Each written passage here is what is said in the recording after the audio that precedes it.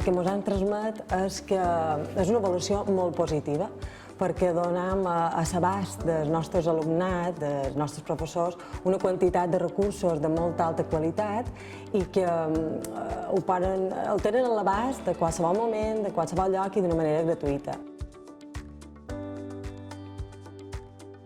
I el que sí que han destacat també és el club de lectura, ara en parlàvem també fa un poc amb els mestres que l'empren, perquè és una manera de compartir el que estan llegint entre tots, poder fer comentaris, incloure vídeos, links a el que estan treballant. Però actualment ja s'ofereix a tots els centres de les Illes Balears sostinguts amb fons públics. Per tant, estan parlant de més de 170.000 alumnes, el professorat d'aquest centre i les famílies d'aquests alumnes. El Manco, així com ho han compartit amb la resta de companys, crec que sí que és una eina que li troben moltes possibilitats, de qualcunes més tècniques fins i tot, que ajuden a acostar la lectura, els plens lectors i això, a tota la diversitat de l'alumnat que tenim, independentment de les seves característiques, necessitats, potencialitats. És una eina que ha ajudat a fer aquesta adaptació per tots els alumnes.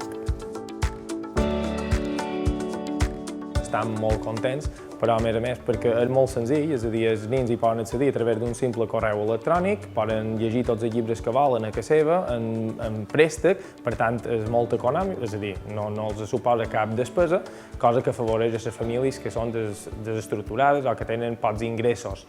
A més, això ens serveix perquè els mestres també se poden informar a través d'aquests llibres i, clar, això fa que tampoc no ens dugui cap despesa a nivell de centre i les famílies, a través del mateix correu electrònic que donem als nens, també hi poden accedir. Això nosaltres hem trobat que ens afavoreix l'aprenentatge, que és clau, és a dir, la comprensió lectora és clau per l'aprenentatge. Per tant, fa que amb altres matèries, si llegeixen molt, tinguem, diríem, un increment de notes, d'enteniment i de tot. Per tant, nosaltres recomanem la plataforma perquè a nosaltres ens ha funcionat. Tant, diríem, a nivell de tota la comunitat educativa, els alumnes, com ja he dit, els mestres i les famílies. Perquè en el centre teníem un projecte de tecnologia que fa que els alumnes tinguin uns dispositius digitals. Tenir dispositius digitals ha fet que puguin concentrar només amb una eina electrònica moltíssims de recursos dels quals abans no disposaven. Es tracta de llibres que abans eren llibres de text, ara són llibres digitals, audiollibres i vídeos i molts altres materials.